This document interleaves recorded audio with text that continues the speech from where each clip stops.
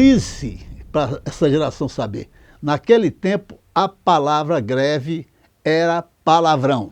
Você defender greve era crime contra a segurança nacional.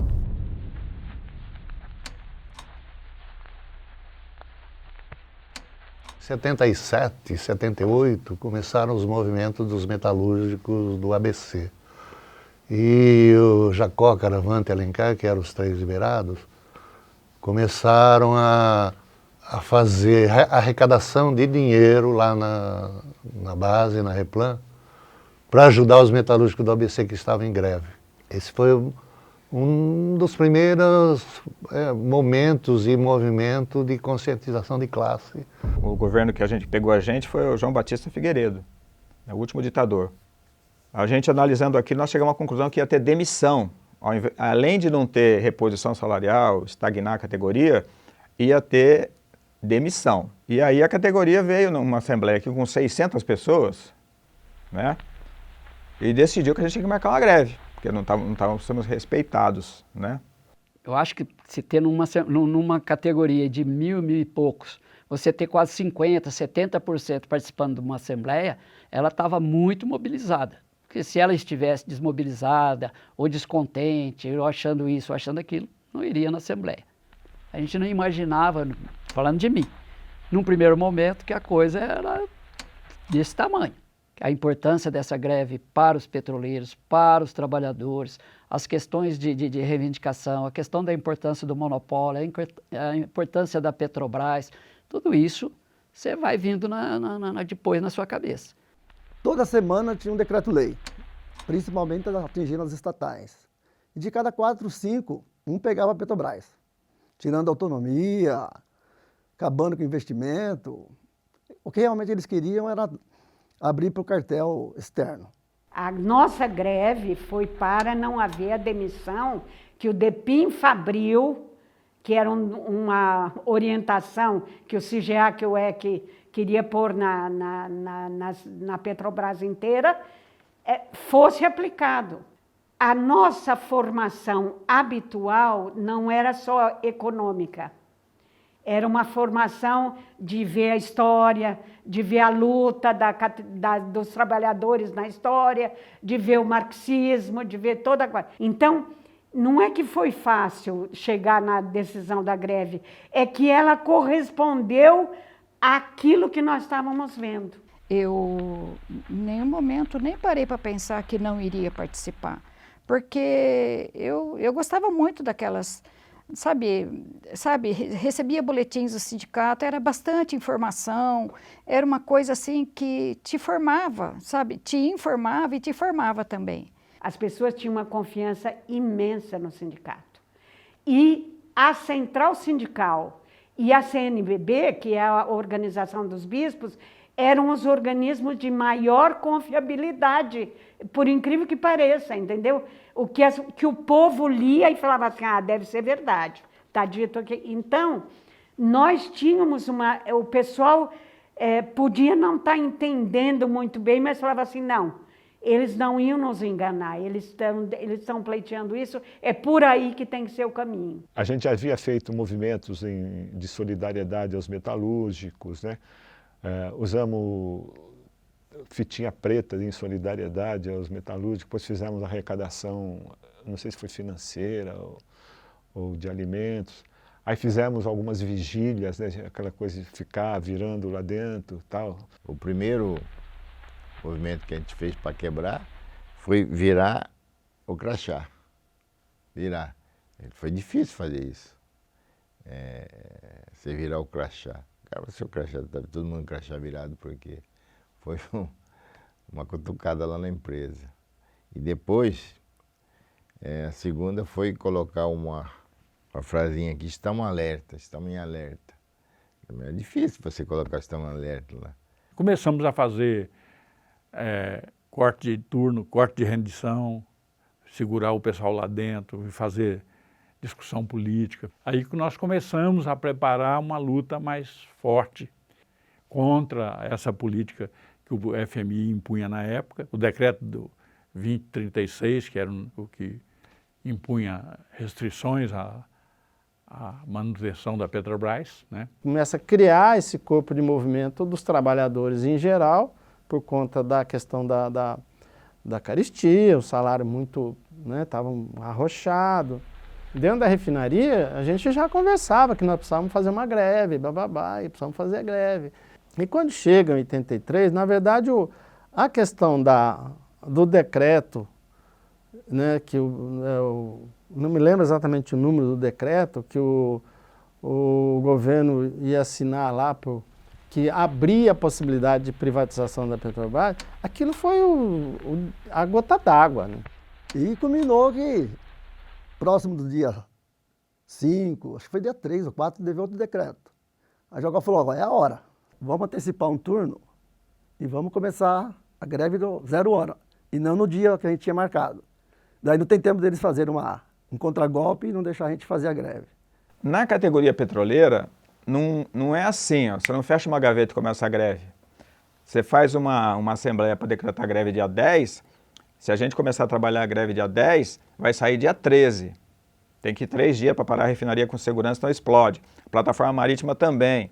Todas as nossas áreas operacionais têm esse implicador de ser um trabalho contínuo, produtos entrando em dutos e em unidades de processamento permanentemente. Se não tiver um pessoal consciente lá, grevista lá trabalhando para parar as unidades com segurança, explode. Para mim foi mega cena acumulada, né? Nós ficamos lá dentro e a gente pressionava, e pressionava mesmo, né, os chefes para que parassem a refinaria. E teve uma hora que alguém deu ordem para derrubar a energia da CPFL, derrubar a refinaria. Foi meio em off, meio cifrado a mensagem, mas nós percebemos. Mandaram derrubar a energia. E o barulho, quando derruba a energia, é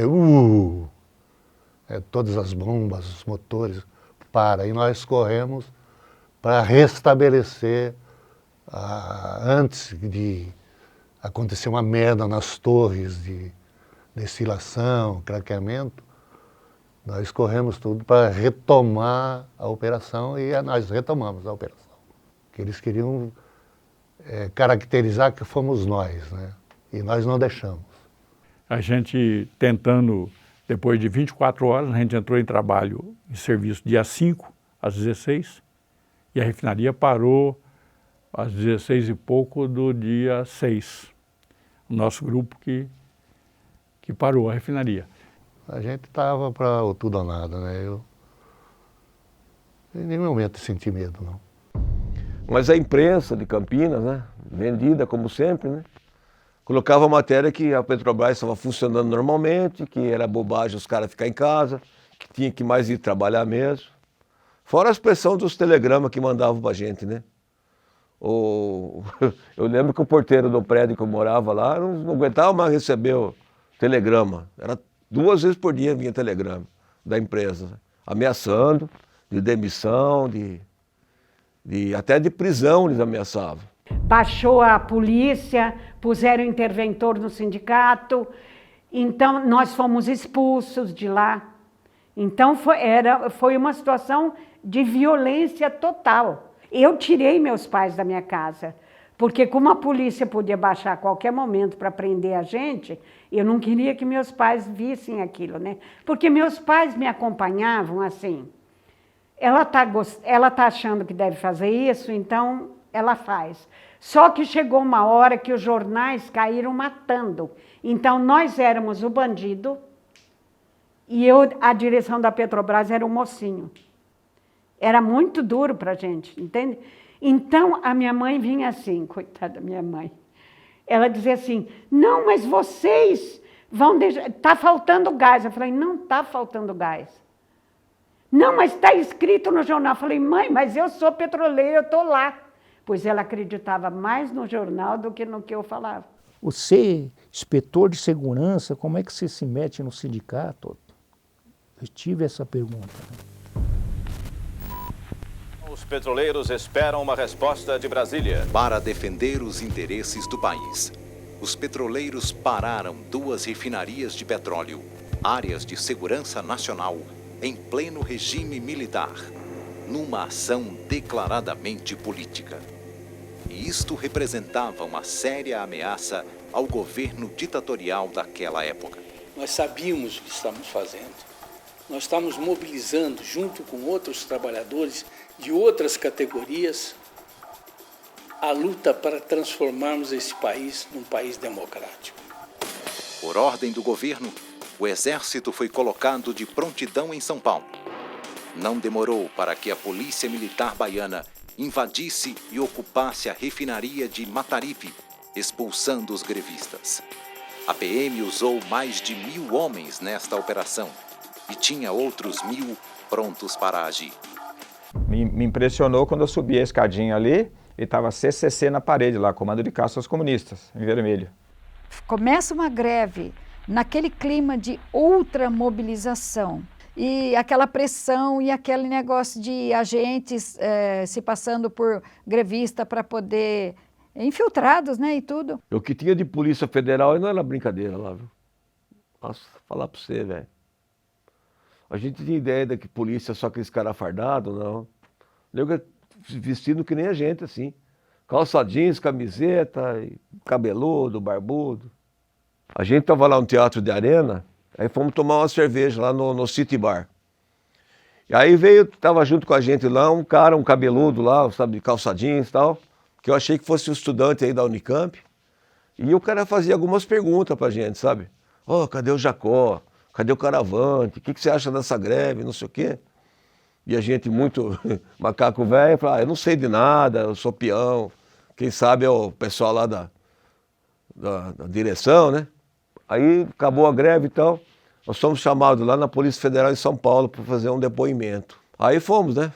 Em vários carros, né? Cada dia tinha 4, 5 pessoas que ia.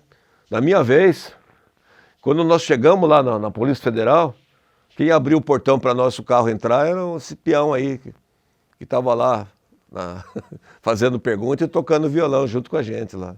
O baque que eu senti foi quando eu fui no DOPS, na Polícia Federal. Antes nós íamos para um rapazinho que datilografava nome, endereço, aquelas coisas todas. Aí o rapaz falou assim para mim, qual é a sua religião? Ele falou assim, o que isso tem a ver com o processo que eu estou respondendo? Por que eu tenho que responder qual é a minha religião? A senhora tem algum vício? Eu falei, ó, se eu tivesse vício, você acha que era aqui que eu ia dizer para você? Que pergunta, rapaz.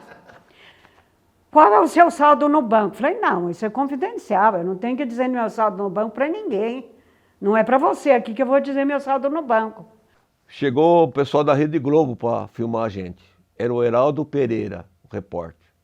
Como a Globo só ferrava com a gente, o pessoal falou assim, o pessoal da manutenção, batendo esses caras aí, esses filhos das putas, vou dar umas porradas. O câmera era um gordinho, inclusive o cara era lá de Souza. Ele pôs a câmera no chão e subiu, correu lá pra cima no Teatro da Arena, lá no, mas não tinha maneira de escapar. Aí os caras cercaram ele e trouxeram pra baixo. Aí chegou o Jacó Bittar, naquele momento. O Jacó falou, gente, esses caras são um trabalhador que nem nós, gente. Eles não são culpados que a televisão só fala mal da gente. Não são culpados. E aí era noite e dia, sabe, mobilizado ali no centro de convivência.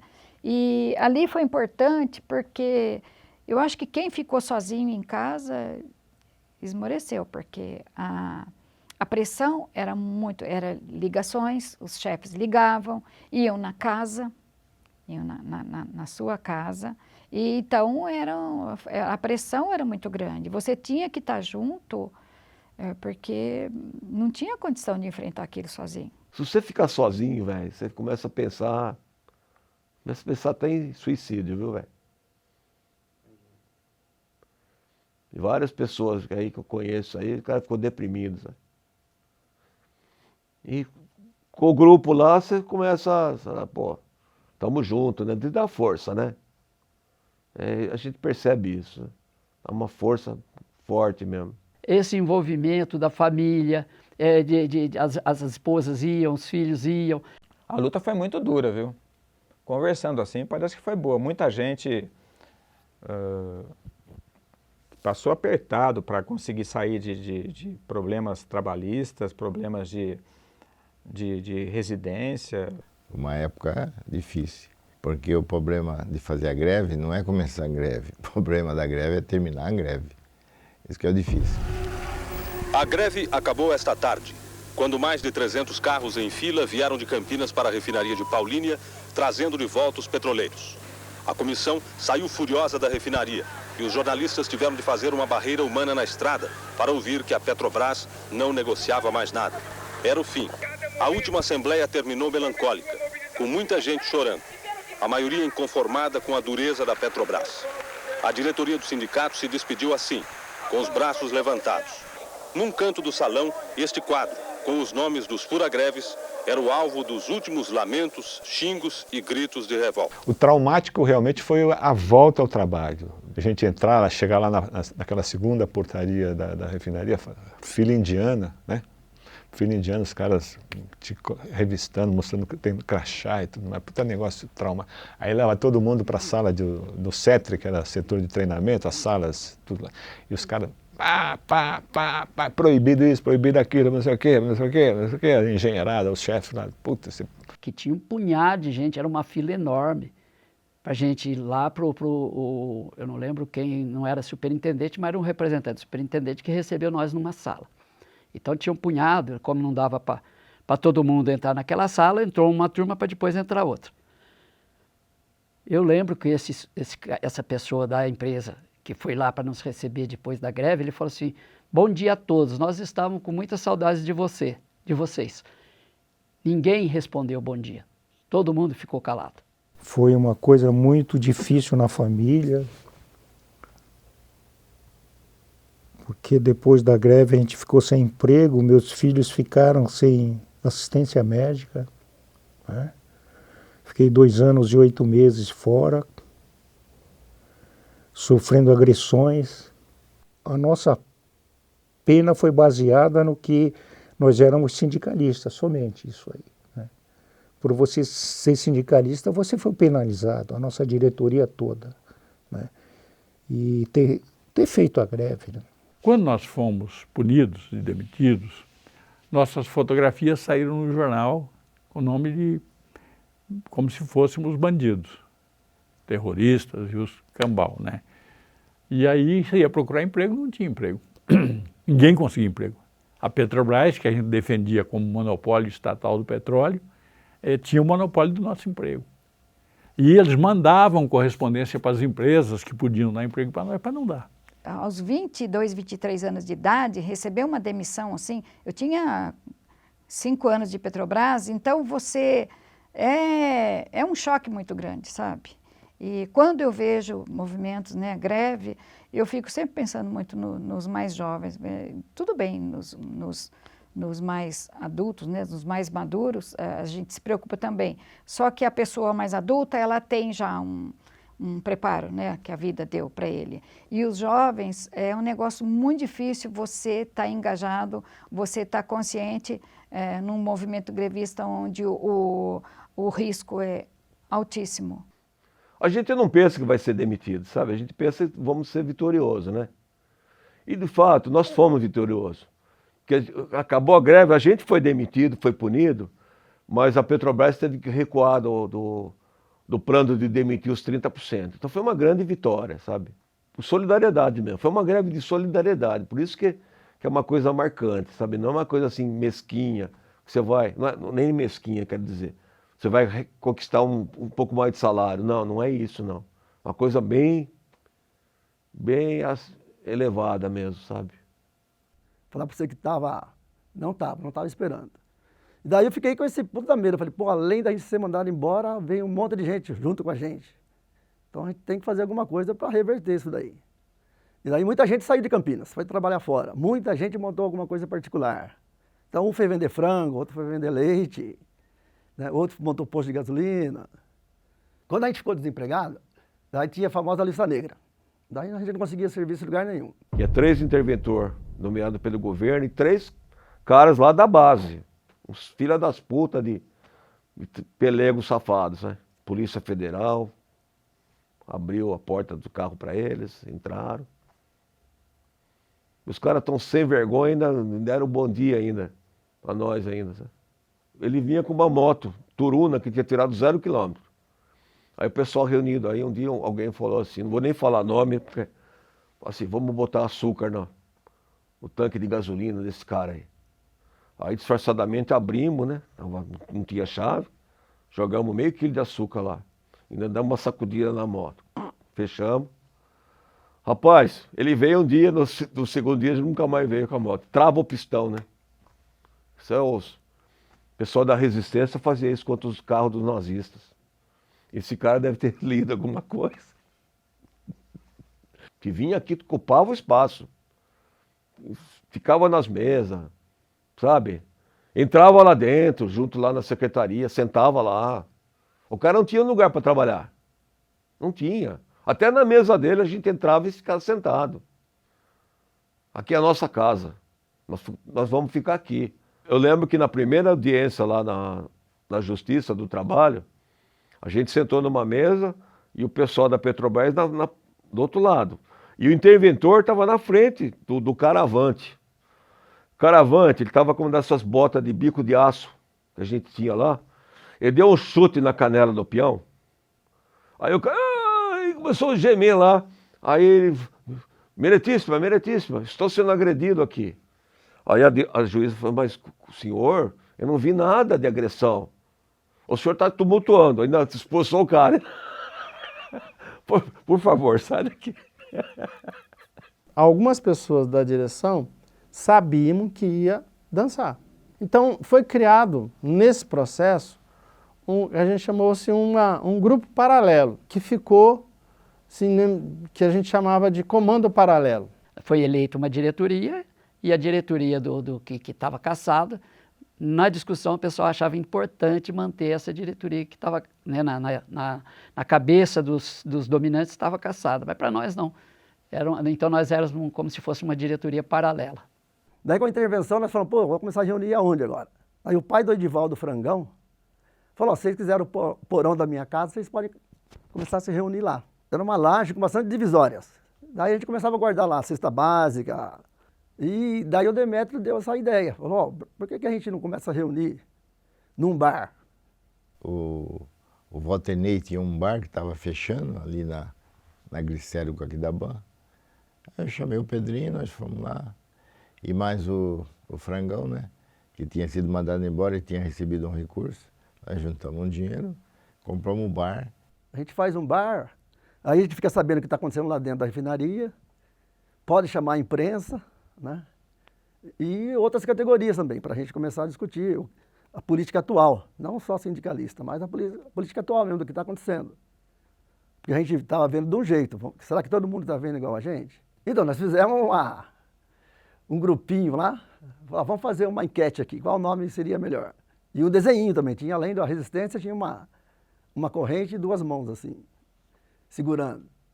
Daí ganhou resistência, não sei quem foi que deu essa... Acho que foi o SPIS, não sei se foi o SPIS. Daí a gente ficou com o bar Resistência. E depois no bar também frequentou o Enfio, escritor e o cartunista. Desenhou pra gente na parede uma graúna. Puta, ficou excelente.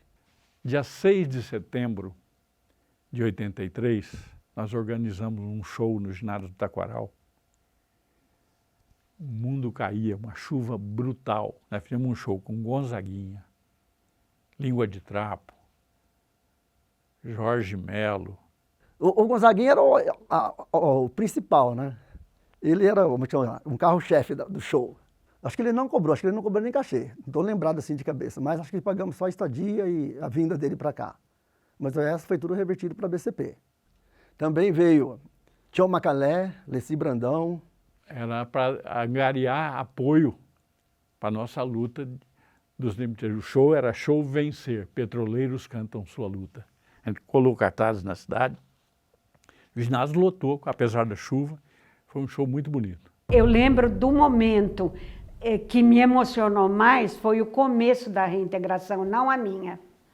Porque a minha, nós já dávamos por barato que a gente ia ter que lutar muito, e a gente ia lutar até o final, mas a gente não punha isso na balança. Mas quando começaram a chamar E nós falamos assim, olha, então, nós estamos começando a vencer. Entendeu essa batalha? Mesmo que não vencemos a guerra, essa batalha começa a ser vencida. Esse momento a gente chorou, literalmente, e se abraçou muito, e festejou. Naquele tempo estava exatamente numa época de troca da ditadura militar para o sistema, e eu sei que a gente conseguiu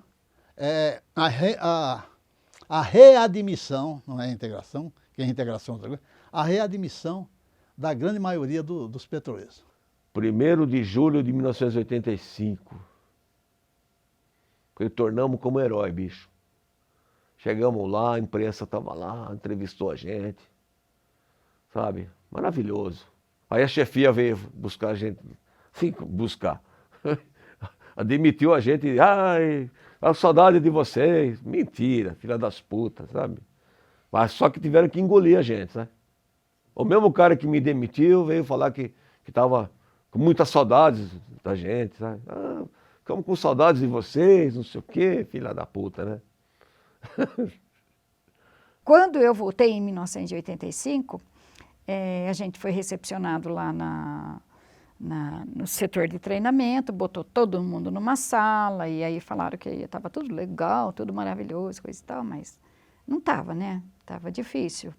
E quando eu fui para a unidade para encontrar o pessoal do setor mesmo, um supervisor máximo lá da unidade teve assim, a infelicidade de, na minha reapresentação aos colegas, falar, a Eliana passou aí pelo... Mas olha, com certeza ela aprendeu a lição. Ah, colega, vou te contar. Não, ali mesmo eu já sabe, são falas, assim, de opressão mesmo. Olha, eu mando, você obedece, você se ferrou com certeza, agora se você aprendeu a lição e está arrependida, sabe? É um negócio muito chato, sabe? Desde o momento que eu voltei na refinaria, em 89, e que eu pisei na refinaria como funcionária, entendeu? E que eu fui para uma sala desempenhar o meu trabalho, embora me puseram num lugar realmente muito ruim, como questão, só tinha pelego, essa chave aconteceu ali. Quer dizer, eu pensei assim, vencemos, porque comigo voltava o último grupo. Então, nesse momento que o último grupo voltou, a sensação que eu tive foi essa, olha, superintendente, ganhamos. Eu aprendi uma grande lição, que tinha que lutar. Essa foi a grande lição. Nenhuma greve é legal, gente, é tudo muito difícil. Mas depois que você enxerga, sabe, você vê, não dava para ser diferente. Se você não tivesse partido para aquilo, ia ficar muito pior. A gente começou a organizar a luta em Brasília. Então, um dia a Assembleia nossa aqui dos demitidos decidiu que a gente tinha que conversar com os 2 candidatos a presidente da República. E os 2 candidatos eram Tancredo Neves e Paulo Maluf. Pô, mas com o Maluf, a gente sabia que o Maluf não tinha chance de ganhar. Aí falamos que ia conversar com os 2, mas com o Maluf não quisemos. Aí a gente marcou uma audiência com o Tancredo Neves. Moreira, Salvador, Santim, Spies e eu conversar com o Tancredo. Aí eu levei documentações e argumentações de que a greve foi em defesa da empresa, porque essas cartas de intenções iam destruir a empresa. O Tancredo chegou um momento e falou assim, ah, tá bom, eu estou convencido. Tá, e fizemos uma reunião de 1 hora, tal. Aí ele chamou a entrevista coletiva com a gente. Chegou uma repórter do Estado de Minas e perguntou, seu Eustáquio, meu nome completo, o que o doutor Tancredo prometeu para vocês? Eu falei, ele garantiu que assim que ele tomar posse, reintegra todos os demitidos. E aí saiu a matéria no Estado de Minas no dia seguinte, com a nossa foto. Tancredo garante reintegração a petroleiros demitidos na greve. Voltamos para Campinas, falamos isso, foi um auê, né? O pessoal ficava aqui tudo esperando a gente. Vai voltar todo mundo para a Petrobras. Aí ele vai e morre, né? Ele vai e morre. Aí a gente começou a procurar uma alternativa. Nós fomos no Aureliano Chaves, que era o ministro de Minas e Energia. Aí ele falou, olha, não vai ser como o Tancredo falou. Nós vamos fazer uma comissão tripartite. Vou pedir para o Beltrão, que daí o Beltrão é o presidente, montar uma comissão tripartite para negociar a volta. Porque tem algumas pessoas que não podem mais voltar. Você é um deles, falou para mim. O Jacó é outro. O Germino é outro. O Germino, presidente da Bahia, o Jacó, presidente aqui, e apontou para mim que falou que você deu muito problema. Uma parte voltou aqui na própria base, os que tinham menos interesse político deles, os outros que eles não queriam na própria base, que voltariam com força política, poderiam voltar desde que fossem transferidos. Na Constituinte de 88, a gente trabalhou a inserção de um artigo, de um parágrafo no artigo 8º das disposições transitórias, o parágrafo 5º, estabelece a anistia para os trabalhadores punidos pela ditadura em função de participação em movimento grevista. Passou na Constituinte, a gente foi na Petrobras e falou, olha, de acordo com isso aqui nós temos direito de voltar. Aí a Petrobras, não vamos voltar. Aí nós fomos na justiça contra os diretores da Petrobras, não contra a empresa. Aí conseguimos voltar, mas perdemos Petros, perdemos tudo. A lei de anistia garante o seguinte, todo requerente que entrar com o processo e for julgado favorável, tem direito a voltar ao serviço naquele cargo que estava, com aquele salário que é hoje. Então, vamos supor, o mecânico que ganhou, ele voltaria a trabalhar hoje na refinaria, ganhando o mesmo salário que o mecânico ganha hoje lá. E a gente achava que não tinha direito, porque nos artigos que estavam lá constando o que era uma lei, né? A gente falava, a gente não tem direito. Foi no final do governo Lula, ele julgou 130 pessoas nossas. Daí o que aconteceu? A gente achava que o nosso critério também não é o que a gente queria. Daí nós entramos na justiça, um grupo já ganhou. Então está recebendo cheio. E a gente vai tentar buscar para todo mundo.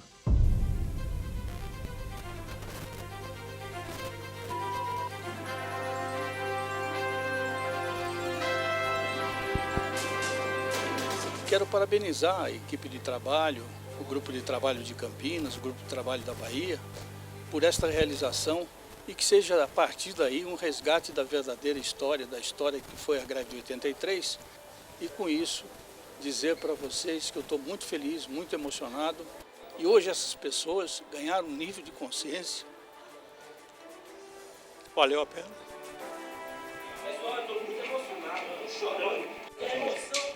Eu tenho certeza. Tenho certeza disso. A gente pelo menos foi contemplado, né, financeiramente, porque moralmente você não vai conseguir nunca, né? Então a gente foi contemplado financeiramente e também nós estávamos certos na luta. Nós fizemos coisa certa. Se a gente deixasse naquela época começar aquelas aberturas de transformações lá de decreto em cima de decreto, que nem hoje já venderam algumas refinarias, antigamente com certeza todas teriam vendido. Na época você não tem essa noção. Eu falava para a imprensa assim, você falava assim, qual é a sua avaliação dessa greve? Eu falei, isso aqui vai ser contado mais uns 5 anos para frente aí, né? Agora, eu tenho consciência de que nós fomos extremamente seguros na mobilização, que a greve é vitoriosa, para mim é vitoriosa. A gente não dá para contar aqui a dimensão da vitória, mas ela virá. Para mim, eu me considerava um soldado da nação em termos de defesa dela, de defesa do patrimônio dela, entendeu? Eu achava isso, eu achava que a gente, tendo a Petrobras grande, o país também ia ser grande, entendeu? Os seus trabalhadores amam a Petrobras, vestem a camisa. Esse era o meu sentimento lá no trabalho. Nesse processo político aí, às vezes eu percebo que eles desconhecem o povo de um país, porque uma nação, ser um povo, não é nação. Esse sentimento eu tenho muito grande, que a Petrobras é o desenvolvimento vivo de um país.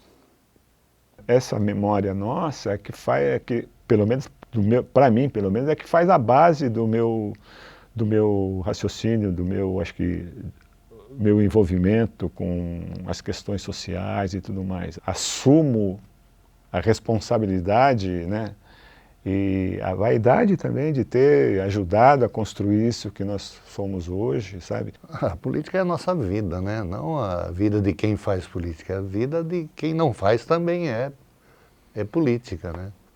O sindicato faz a conscientização ideológica do trabalhador, ele tem que fazer isso, né? E só o fato da gente parar a produção, o mando da produção era nosso. Isso nunca aconteceu, nunca. Nós peitamos a ditadura militar, pô. Às vezes eu fico pensando nisso, falei, puta vida, cara. Nós estamos doidos, cara. Peitamos a ditadura mesmo, os milicos. Eu me sinto gratificado de ter podido passar por esse período da história e da vida. E considero para mim um orgulho extraordinário de ter feito parte dessa história e da categoria petroleira. Somos todos iguais, estamos todos no mesmo barco, queremos todos nos ajudar. Se nós contribuirmos, todos serão ajudados, entendeu? Que a gente procure conservar alguma coisa que é maior do que a ponta do nosso nariz e do que o nosso umbigo. Parecia que ia ser um estrondo, assim, de sucesso.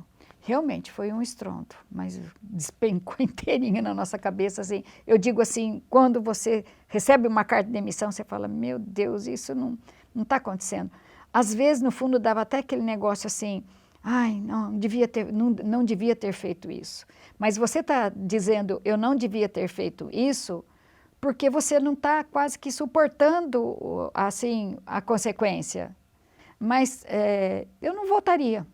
Eu não, sabe, é que não deu certo, você acaba pensando, ai, não devia ter feito isso. Devia, fiz e faria de novo. É uma luta constante, sabe? Você vai, você é derrotado momentaneamente, você sobe, você dá o troco, né? O nosso retorno lá foi uma vitória.